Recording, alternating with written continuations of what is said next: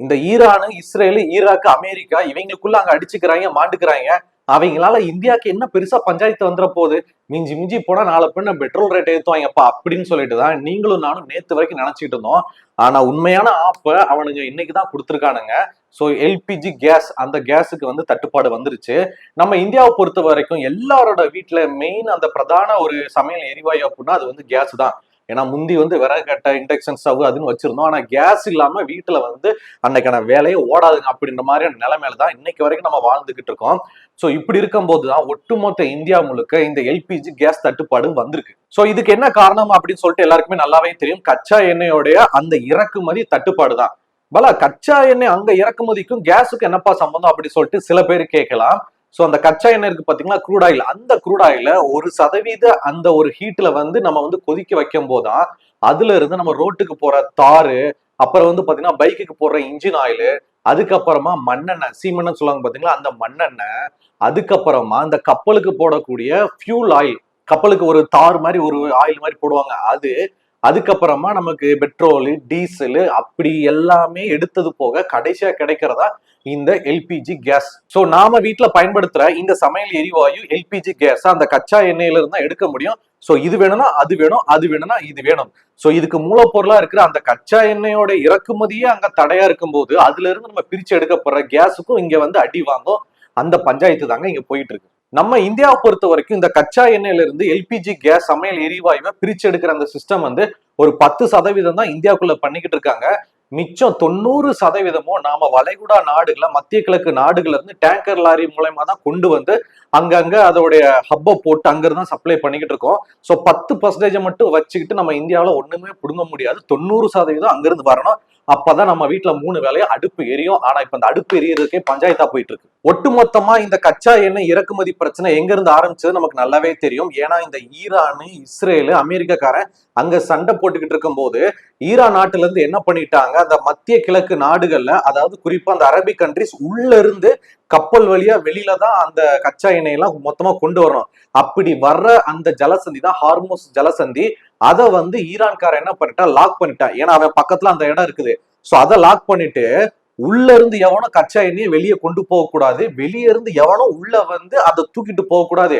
அது அங்கேயே கடை, நீ இங்கே கடை அப்படி சொல்லிட்டு நடுவில் அவன் பஞ்சாயத்து பண்ணிட்டு இருக்கான்.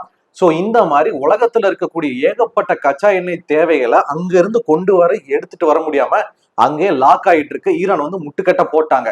இதனாலதான் நம்ம கைவசம் இருக்கிற இருப்பு காலியாகி எப்ப வேணாலும் வாஷ் அவுட் ஆகி ஜீரோ வர்ற நிலைமையில நம்ம இப்ப இருக்கோம். இதுல இன்னொரு பெரிய பஞ்சாயத்து என்ன அப்படின்னா, ஏற்கனவே அந்த மத்திய கிழக்கு நாடுகள்ல, அதாவது எங்க கச்சா எண்ணெய் அதிகமா உற்பத்தி பண்றாங்களோ அதே இடத்துலதான் அந்த எல்பிஜி கேஸாவும் அவங்க அதை கன்வெர்ட் பண்ணி சேவ் பண்ணி வச்சிருப்பாங்க. கச்சா எண்ணெய கூட டின்னுட்டுனா அடிக்க அப்படியே சேர்த்து வச்சிடலாம் நம்ம வீட்டு அலமாரி மாதிரி. ஆனா அந்த எல்பிஜி கேஸ் அதை பொறுத்த வரைக்கும் அதை வந்து லிக்விடா தான் வச்சிருப்பாங்க. லிக்விட் தான் உங்களுக்கு கேஸா கன்வெர்ட் ஆகி நம்ம சிலிண்டர்ல அடைச்சு வச்சு, நீங்க பார்த்திருப்பீங்க நம்ம வீட்டுல எரிக்கும் போது உள்ளுக்குள்ள வந்து குழுக்குன்னு ஆடும் வச்சுக்கலாம், தண்ணி மாதிரி ஆடும். அது வேஃபர் ஆகி அது கேஸா வந்தது நமக்கு எரியும். ஆனா கச்சா எண்ணெய் சேர்த்து வைக்கிற மாதிரி அங்க வந்து பேரலா டின்னுட்டுன்னா எல்பிஜி அந்த மாதிரிலாம் சேர்த்து வைக்க முடியாது. ரொம்ப பெரிய டேஞ்சர். ஏன்னா அவங்களுடைய பிளான் என்னன்னா எப்பயும் போல சேர்த்து வைக்கிறது, காத்த உடிச்சு அப்படியே அனுப்புறது, அடுத்தடுத்து பண்றதுன்னு சொல்லிட்டு ப்ராசஸ் எல்லாம் இருப்பாங்க. ஆனா இந்த போர் அப்படின்றது வரலாற்றுல இப்பதான் வந்திருக்கு. அப்படிங்கும் போது அந்த எல்பிஜி கேஸ் அங்க ரொம்ப சேர்த்து வைக்கிறது ரொம்ப ரொம்ப ஆபத்தான விஷயம். அது மட்டும் இல்லாம இப்ப அங்க கச்சா எண்ணெய் அடுத்து அவங்க எடுக்கிற ஸ்டாப் பண்ணிட்டாங்க. ஏன்னா எடுத்து எடுத்து எங்க சேர்த்து வைக்க, எடுத்து எடுத்து அனுப்பதான் முடியும். எடுத்து அனுப்புறதுக்கும் வழி இல்லை, சேர்த்து வைக்க வழி இல்லை. அப்படிங்கும் போது அவங்களுக்கு நிறைய வச்சுக்கிட்டு விற்க முடியாம பிரச்சனை. நமக்கு இங்க அம்மஞ்சல்லிக்கு எதுவுமே இல்லாம அங்கிருந்து வாங்க முடியாம பிரச்சனை. அங்க அவன் பிரச்சனை, இங்க நமக்கு நம்ம பிரச்சனை. சோ நாம இந்த மாதிரி வாயிலையும் வயிற்றுல அடிச்சுட்டு இருக்கும் போது சைனாக்காரன் வந்து அவ்வளவு ஈஸியா அந்த ஹார்மோஸ் ஜலசந்தி வழியா போயிட்டு ஈரான் கிட்ட இருந்து அந்த எல்பிஜில இருந்து கச்சா எண்ணெய் வரைக்கும் அழகா வாங்கிட்டு போறான். ஏன் அப்படின்னா சைனா வந்து ஈரானுக்கு சப்போர்ட் பண்றவன். மச்சான் உனக்கு எதுனா பிரச்சனை நாளப்ப நான் வரேன், இப்போதைக்கு துக்கடா பிரச்சனை நீ சமாளிச்சுக்கோ, பெரிய லம்பா பிரச்சனை வரும்போது நான் வரேன்டா அப்படி சொல்லிட்டு எல்லாம் நட்பு கூட்டு நாடுகள். அப்படிங்கும் போது சைனாக்காரனை மட்டும்தான் ஈரான்காரன் அந்த ஹார்மோஸ் ஜலசந்தி வழியா உள்ள விடுறாங்க. சோ சைனா கப்பல் மட்டுமே இப்ப அந்த ஹார்மோஸ் ஜலசந்தி வழியா உள்ள போயிட்டு அங்க இருக்கக்கூடிய கச்சா எண்ணெய்கள், அப்புறம் எல்பிஜி சொல்லிட்டு எல்லாத்தையும் வாங்கிட்டு மச்சான் போயிட்டு வரா அப்படின்னு சொல்லிட்டு அப்படியே வாங்கிட்டு அவன் நாடுகளுக்கு போறான்.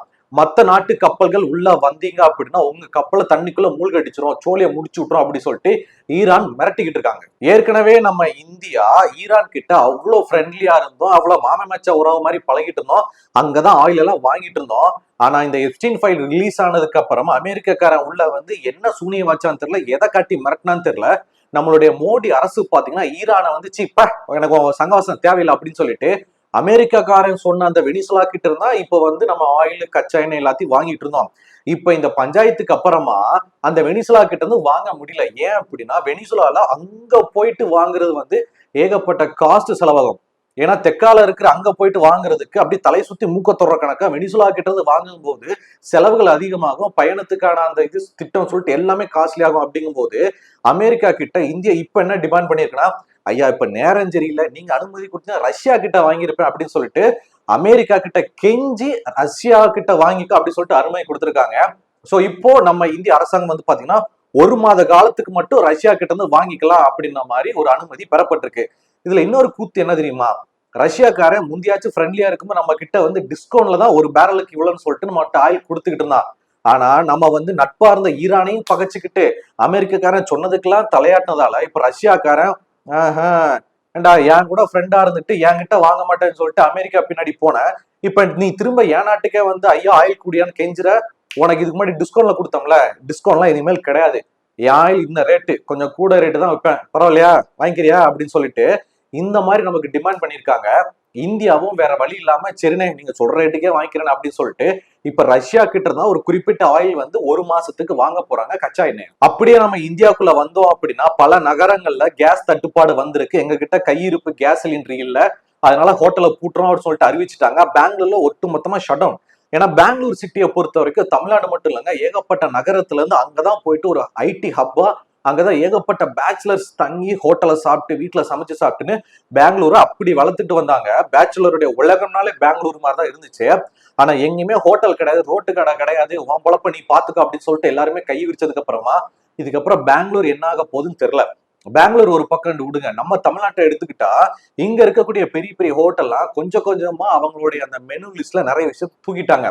இப்ப கேஸ் அடுப்புல நிறைய டைம் வேக வைக்கிற அந்த அரிசி சாப்பாடு உங்களுக்கு நிறைய ஒலை கொதிச்சுக்கிட்டே இருக்கணும், அப்புறம் மத்த அந்த தயிர் சாதம் தக்காளி சாதம் சொல்லிட்டு இந்த சாத வகைகள் ரெடியா இருக்கு, ரொம்ப நேரம் ஆகணும். சோ இந்த மாதிரி கேஸால எந்தெந்த விஷயங்களும் ரொம்ப நேரமா வேகுது அவியுது காயுது அப்படின்னு அந்த ஐட்டம்ஸ் எல்லாம் தூக்கிட்டாங்க. சோ என்னெல்லாம் சீக்கிரமா போடலாம் அப்படின்ற பார்த்து இப்ப ரெடி பண்ணிக்கிட்டு இருக்காங்க. அது மட்டும் இல்லாம என்ன சொல்லிட்டாங்கன்னா எங்க கிட்டயும் கேஸ் இல்லைங்க, சோ நாங்களும் எங்க ஹோட்டலை எப்ப வேணாலும் கூட்டிடுவோம் அப்படின்னு சொல்லிட்டு தமிழ்நாட்டுல நிறைய பெரிய பெரிய ஹோட்டல்கள் ஆல்ரெடி அறிவிச்சுட்டாங்க. சோ ஹோட்டல்ஸ் எல்லாம் இந்த பக்கம் அறிவிச்சிருக்காங்க அப்படின்னா தமிழ்நாட்டுல இருக்கக்கூடிய ஒட்டுமொத்த ஹாஸ்டல்ஸும் இதே மாதிரி ஒரு விஷயத்த அறிவிச்சிருக்காங்க. ஏன்னா அங்கேயும் கேஸ் தட்டுப்பாடு இருக்குல்ல, அவங்க என்ன சொல்லிட்டாங்க அப்படின்னா இனிமேல் எங்களுடைய ஹாஸ்டல்ல வந்து dosa chapati tea coffee snacks இதெல்லாம் கொடுக்க மாட்டோம் அப்படின்ற மாதிரி சொல்லிட்டாங்க. ஏன்னா இந்த தோசை சப்பாத்தி அப்படிங்கும் போது கல்லுல சூடு ஏறிக்கிட்டே இருக்கணும், தோசை சப்பாத்தி போட்டுக்கிட்டே இருக்கணும், அட் டைம்ல எல்லாம் முடிஞ்சிடாது, ரொம்ப நேரம் இழுக்கும். அப்படிங்கும் போது சோ எங்களுடைய ஸ்டூடெண்ட்ஸ்க்கு ஹாஸ்டல்ல இருக்கவங்க இனிமேல் அதெல்லாம் கிடையாது அப்படின்ட்டாங்க. சும்மாவே நிறைய ஹாஸ்டல்ல டீ காஃபி எல்லாம் கொடுக்கவே மாட்டாங்க, இப்ப இதாண்டா சாக்குன்னு கேஸ் தட்டுப்பாடு ஏறிச்சுன்னா அதுவும் கிடையாது அப்படின்ட்டாங்க.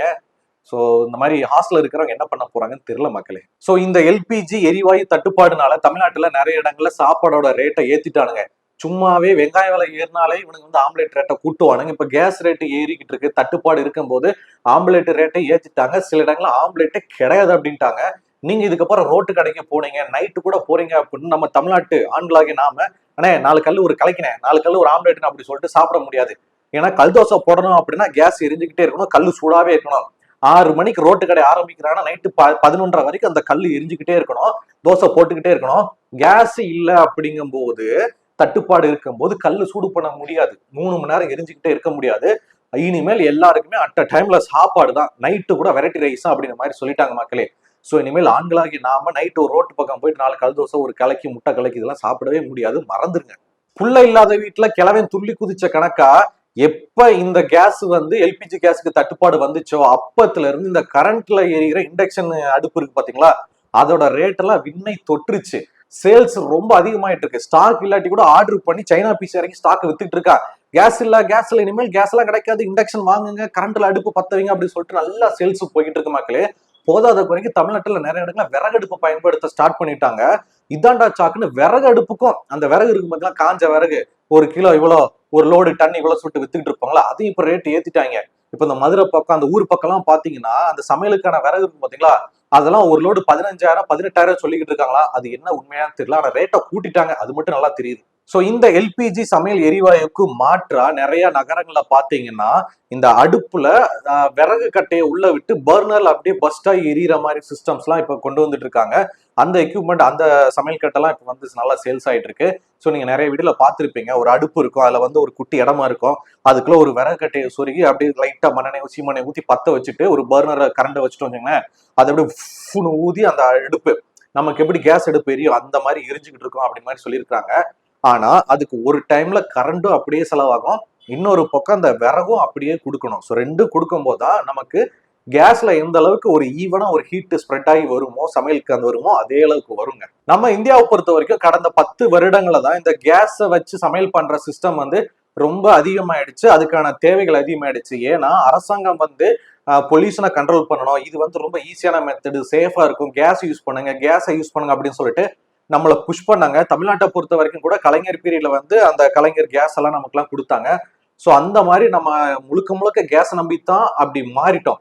ஆனா இதுக்கான உற்பத்தி, உள்ளூர் உற்பத்தின்னு பாத்தீங்கன்னா 10% அந்த எல்பிஜி கேஸ் வந்து உற்பத்தி பண்ணி நம்ம கொடுத்துட்டு இருக்காங்க. மிச்சம் 90% வெளிநாட்டுல தான் இறக்குமதி பண்ணிட்டு இருக்காங்க. அப்படிங்கும் போது இப்ப அங்க பஞ்சாயத்தை வச்சுக்கிட்டு அங்க கனெக்ஷனை கட் பண்ணும் போது இவங்களை நம்பி இருந்த இந்த ஒட்டுமொத்த இந்திய மக்களும் ஐயா இதெல்லாம் ஒரு வழி பண்ணுங்க அப்படின்னு சொல்லிட்டு தவிச்சுக்கிட்டு இருக்கோம். இன்னொரு கொடுமையான கேவலமான விஷயம் நான் சொல்லட்டுமா, ஆம்லேட்டுக்கு யூஸ் பண்ற வெங்காயத்தோட ரேட்டு கூடிருச்சு அப்படின்னு சொல்லிட்டு ஆம்லேட் விலையை 10 ரூபாய் 20 ரூபாயை மாத்திட்டாங்க இந்த கடைக்காரங்க. அதுக்கப்புறமா வெங்காயம் விலை குறைஞ்சதுக்கு அப்புறமா ஆம்லேட்டோட ரேட்டை குறைக்கணும்ல.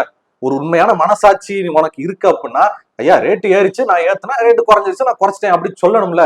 இவங்க இதான் சாக்குன்னு சொல்லிட்டு ஏறினதாவே இருக்கட்டும், இதை வச்சு வித்துலாம் அப்படின்னு சொல்லிட்டு எவ்வளவு கொள்ளையடிச்சிருப்பாங்க.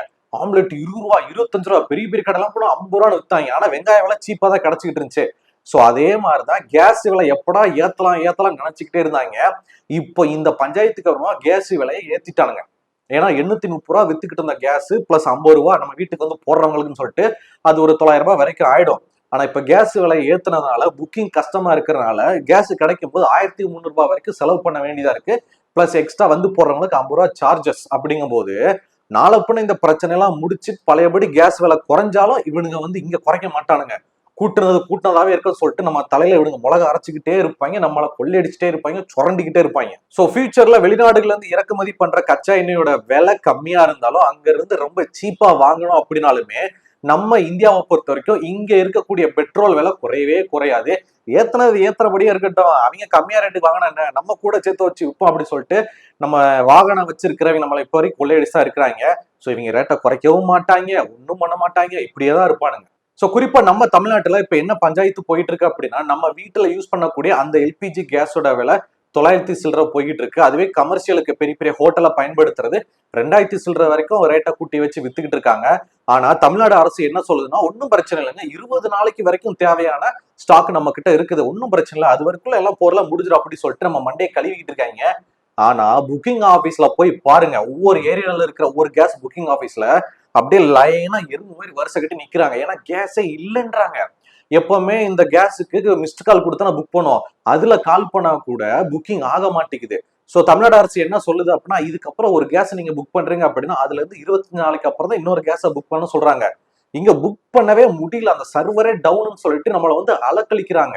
அது மட்டும் இல்லாம இதாண்டா சாக்குன்னு சொல்லிட்டு நிறைய கேஸை வாங்கி வாங்கி போட்டு கள்ளச்சந்தல விற்பனை பண்ணவும் ஆரம்பிச்சுட்டாங்க. சோ இந்த மாதிரி நேரத்துல தான்டா பணம் சம்பாதிக்கணும் அப்படின்னு சொல்லிட்டு ஒரு திருட்டு கும்பல் வந்து சுத்திக்கிட்டு இருக்காங்க. எல்லாருக்கிட்ட இந்த கேஸை அப்படி இப்படின்னு ஆட்டையை போட்டு வச்சு அது 5000 10,000 15,000 இஸ்டர் தான் வாங்க, இல்லாட்டி போ, நாளை பண்ண நிறைய பேர் காத்திருக்காங்க அப்படின்னு சொல்லிட்டு கேஸையும் கள்ளச்சந்தல வித்து பணம் சம்பாதிக்கிறாங்க. இப்படிப்பட்ட பொழப்பையும் சில பேர் நடத்திக்கிட்டு இருக்காங்க. இந்த மாதிரி நேரத்துல இந்திய மக்களாகிய நாம கேஸ் இல்ல, சமையல் பண்ண முடியல, ரொம்ப கஷ்டத்துல அடிபட்டு மிதிபட்டு நம்ம எல்லாம் இங்க அழுதுகிட்டு இருக்கோம், அடுத்த வேளை சோத்தை எப்படி பொங்க அப்படின்னு சொல்லிட்டு. ஆனா இந்த அமெரிக்கக்காரன் இஸ்ரேல்காரன் என்ன பண்றான், அவனுக்கு இதை பத்திலாம் கவலையே கிடையாது. ஏன்னா அவன் வந்து இலுமினாட்டி குரூப். அவனை பொறுத்த வரைக்கும் ஜனத்தொகையை கண்ட்ரோல் பண்ணி நாடுகளை கண்ட்ரோல் பண்ணி அப்படி ஒத்த ஆட்களுக்கு கீழே ஆட்சி பண்ணணும் அப்படின்றது அவனுடைய நோக்கமே. எவன் குடி கட்டாலும் எவன் மாண்டாலும் அவனுக்கு கவலை கிடையாது. இங்க நம்ம எதுவுமே இல்லைன்னு சொல்லி அடிச்சுக்கிட்டு இருக்கோம். ஆனா அவன் அந்த ஊர்ல பாத்தீங்கன்னா ஈராக்குன்னு சொல்லிட்டு பல நாடுகள்ல அந்த எல்பிஜி கேஸ் அந்த ஹப்புலையும் கச்சா எண்ணெய் உற்பத்தி பண்ணி சேமிச்சு வைக்கக்கூடிய இடங்களையும் குண்டுகளை போட்டு போர் தொடங்கி அங்க அட்டாக் பண்ணி அது வீணா கொழுந்து விட்டு எரிஞ்சுக்கிட்டு இருக்கு. அதை வந்து வேடிக்கை பார்த்துட்டு இருக்காங்க. நைஸ், நல்லா எரியுது அப்படின்னு சொல்லிட்டு அதை வேடிக்கை பார்த்துட்டு இருக்காங்க.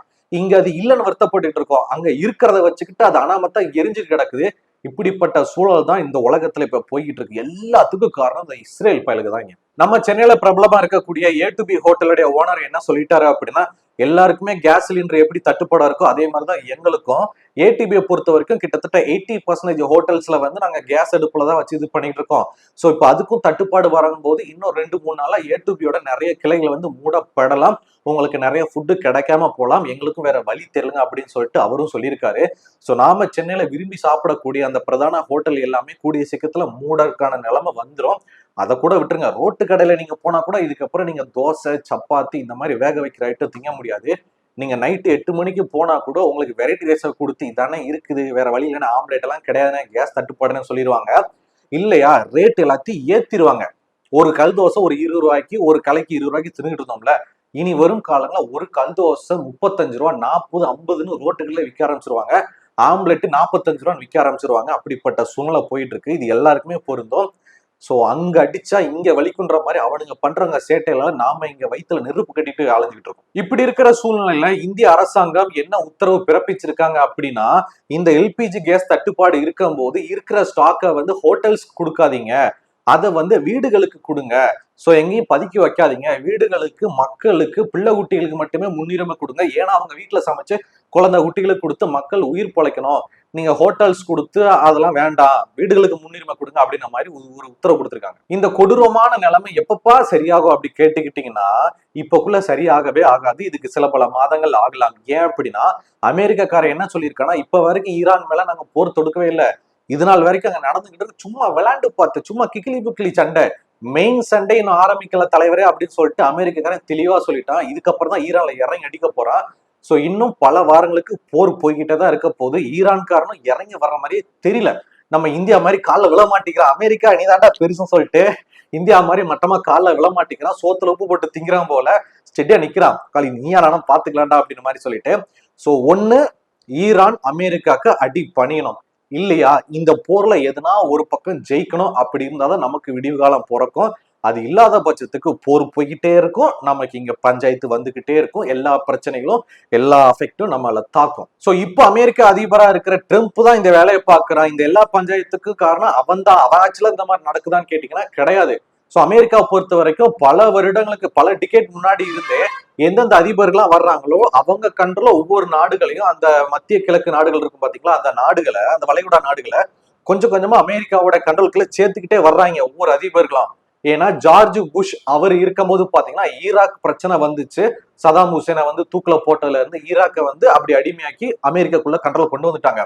அதுக்கப்புறமா பராக் ஒபாமா வந்ததுக்கு அப்புறம் லிபியா, சிரியா, ஆப்கானிஸ்தான் சொல்லிட்டு நிறைய நாடுகள் மேல போர் தொடுத்து அங்க ஊர்பட்ட பஞ்சாயத்தை பத்தி பேசி அதுக்கப்புறமா அமெரிக்காக்குள்ள கொண்டு வந்துட்டாங்க. இப்போ அதிபரா ட்ரம்ப் இருக்கும்போது பாத்தீங்கன்னா ஈரான் டார்கெட். ஏன்னா ஈரான் தான் இப்ப வரைக்கும் அடிமையா இல்லாம தனிப்பட்ட முறையில நான் தாண்டா கெத்து அப்படின்ற மாதிரி இருந்துச்சு. இப்ப ட்ரம்ப் வந்து இதுக்கு பஞ்சாயத்து பண்ணி இந்த மாதிரி கொண்டு வர ட்ரை பண்ணிட்டு இருக்காரு. சோ இந்த இஸ்ரேல் காரணங்க, இந்த இலுமினாட்டி காரணங்க, உலகத்தை ஒருத்த கண்ட்ரோல கீழே கொண்டு வர நினைக்கிறவங்க அமெரிக்காவை அடியாளா, அவங்களோட அந்த அடியால் மெயினான ஒரு ரவுடி மாதிரி வச்சுக்கிட்டு ஒவ்வொரு அதிபர்கள் பதவி இருக்கும் போது அவங்களுடைய அந்த 5 வருஷம் எலெக்ஷன் காலகட்டத்துல அவங்களுக்கு உத்தரவு கொடுத்து ஒவ்வொரு நாடுகளை கண்ட்ரோல் பண்ணிட்டு வந்து நீ அமெரிக்க கண்ட்ரோல வையி அப்படின்னு சொல்லிட்டு இஸ்ரேல் பேச்சை கேட்டுட்டு இந்த அமெரிக்க அதிபர்கள் ஆட்டம் போடுகிறானுங்க. சோ மக்களே, இந்த போர் அப்படின்றது இப்பக்குள்ள முடியாது. அவனுங்க சண்டை போட்டுக்கிட்டே தான் இருப்பானுங்க. ஏன்னா அவனுங்கெல்லாம் பல பல கோடீஸ்வரனுங்க. எவ்வளவு சண்டை போனாலும் அவங்க கிட்ட காசு பணம் எல்லாமே இருக்குது. ஆனா இந்தியாவில இருக்க, குறிப்பா தமிழ்நாட்டுல இருக்கிற நம்மள மாதிரி மிடில் கிளாஸ் மக்கள் தான் அடுத்த வேலை சோத்துக்காக என்ன பண்ணு சொல்லிட்டு பிளான் பண்ண வேண்டியதா இருக்கு. சோ அந்த கேஸ் சிலிண்டரை நம்பிட்டு இருக்காம இதுக்கப்புறம் எலக்ட்ரிக் இண்டக்ஷன் ஸ்டவ்வுக்கு மாறுங்க. அதை வச்சு இப்போதைக்கு கொஞ்சம் சமாளிக்க பாருங்க. அந்த போரியெல்லாம் முடிச்சுட்டு மேற்கொண்டு என்ன நடக்குதுன்றத அதுக்கப்புறமா பாத்துக்கலாம். அவங்கள நம்பிட்டு இருக்காதீங்க மக்களே. சோ இந்த செய்தியை பத்தின உங்களுடைய கருத்துக்கள் என்ன, நீங்க என்ன சொல்ல விரும்புறீங்க அப்படின்றத பாலாவகன் கூட சேர்ந்து கீழே கமெண்ட்ல தெரியப்படுத்துங்க. அதே சமயத்துல சப்ஸ்கிரைப் பண்ணாம இந்த வீடியோ பாத்துக்கிட்டு இருக்கீங்க அப்படின்னா தயவு செய்து கீழே கொஞ்சம் சப்ஸ்கிரைப் பண்ணி உங்களுடைய ஆதரவு கொஞ்சம் கொடுத்தீங்கன்னா நல்லா இருக்கும் மக்களே. நன்றி.